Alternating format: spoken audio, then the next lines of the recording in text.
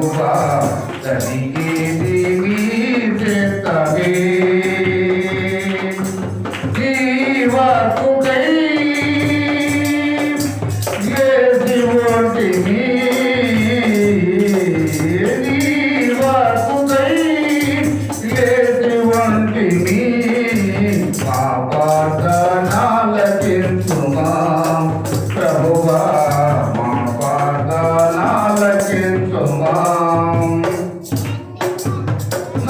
నీ తోడు లేక నీ ప్రేమ లేక నీ తోడు లేక నీ ప్రేమ లేక ఇళ్ళలో నాయే ప్రాణి నిలవలేదు నీ తోడు లేక నీ ప్రేమ లేక ఇళ్ళలో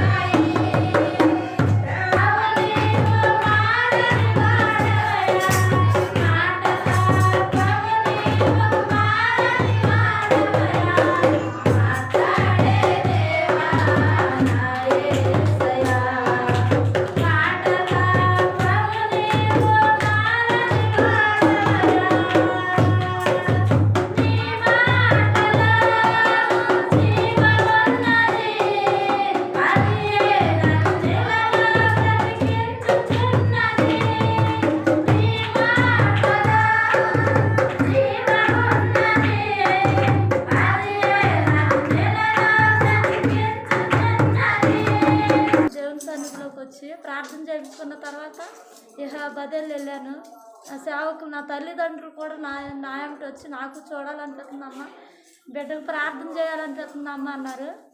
అయితే వచ్చారు. వచ్చిన తర్వాత బిడ్డ మీద చేసి నా సేవకు నా తల్లిదండ్రులు, నా ఆత్మీయ తల్లిదండ్రులు బిడ్డ మీద చేసి ప్రార్థన చేశారు. బిడ్డ లెగలేని బిడ్డ వెంటనే స్వస్థత పొందింది. నెల రోజులు మట్టి 20 రోజులు మట్టి బిడ్డ లేవలేని స్థితిలో ఉన్నప్పటికీ, బిడ్డకి పచ్చకాములతో బాధపడుతున్నప్పటికీ, అసలు అన్నం తినలేని స్థితిలో ఉన్నప్పటికీ నా తల్లిదండ్రులు ఎప్పుడైతే ఆ అమ్మాయి చేసి ప్రార్థించారో బిడ్డ లేచి చిన్నగా కొంచెం అన్నం తింది.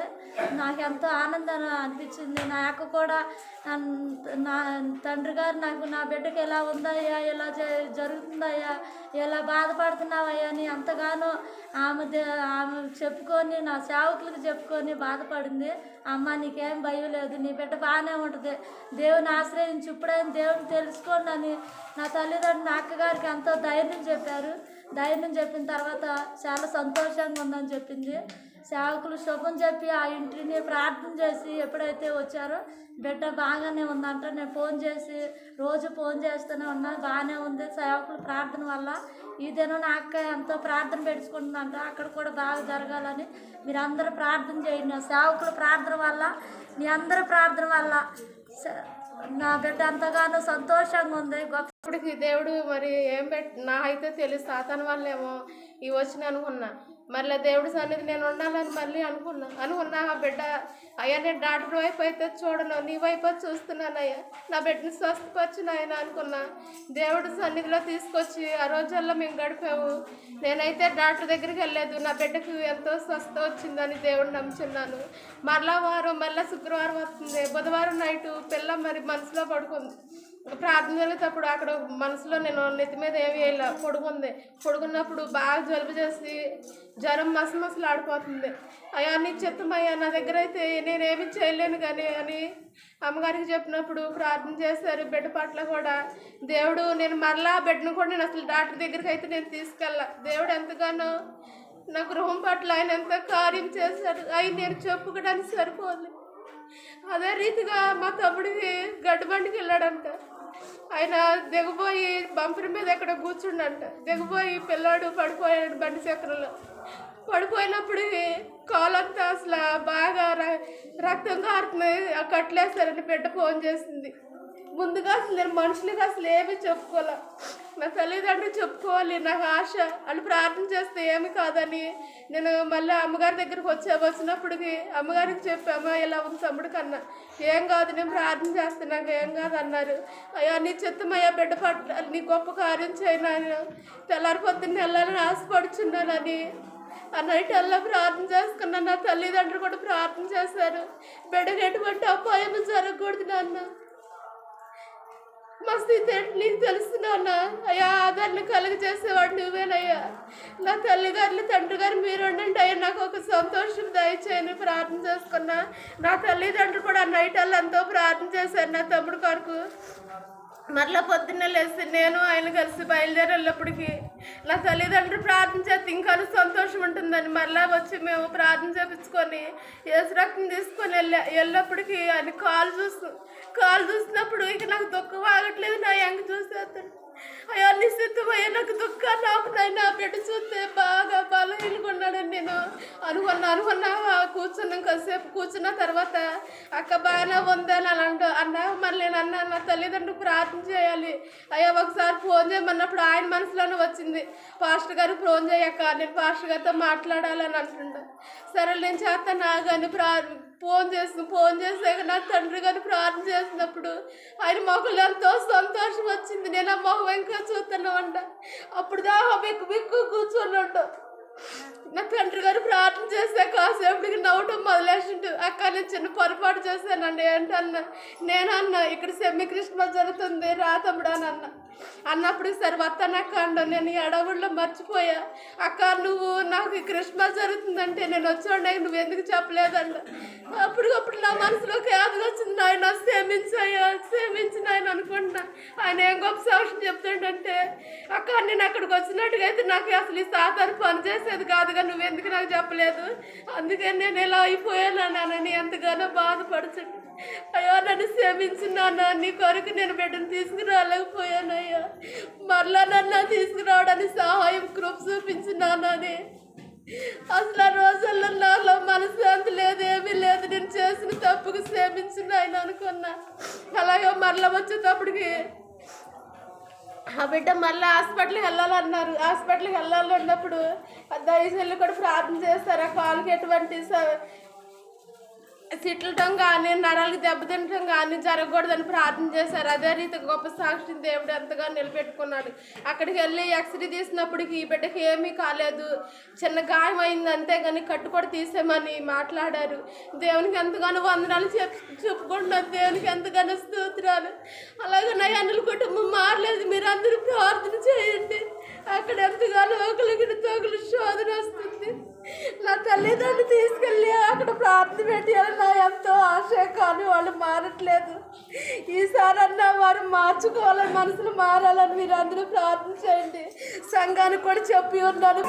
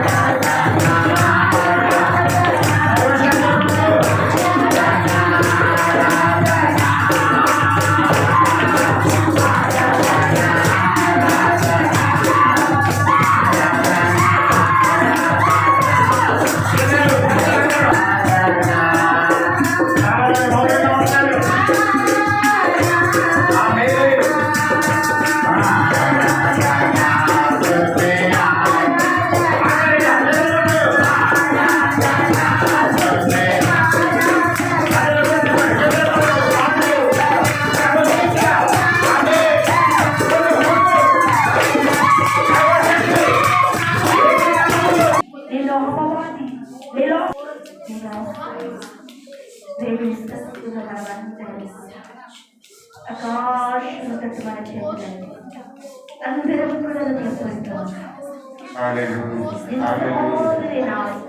ఎందుకంటే సర్వోన్నతమైన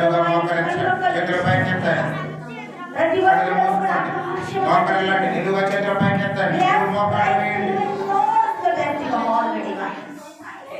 నేను నీ వాడనయ్యా, నేను నీ దానయ్యా. స్తోత్రం స్తోత్రం స్తోత్రం స్తోత్రం. హల్లెలూయా హల్లెలూయా హల్లెలూయా హల్లెలూయా. దేవునికి నువ్వు అప్పగించుకునే సమయంలో దేవుని కొరకు నేను ధ్యానం సమర్పించుకున్నాను. ఎందుకంటే ఆయనకి హృదయం ఆయనకి ఇష్టమైనది.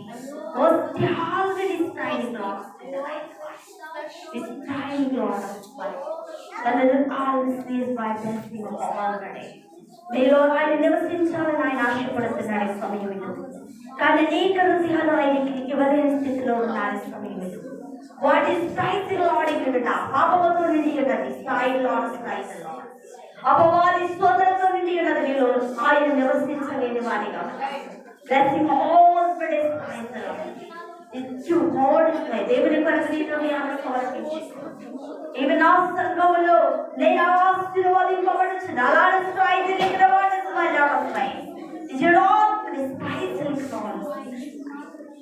నీకు నేను వాగ్దానం చేస్తున్నాను. నీకు ఆల్వేస్ ఈజ్ బయట నేను ధ్యాన దేవునికి సహాయం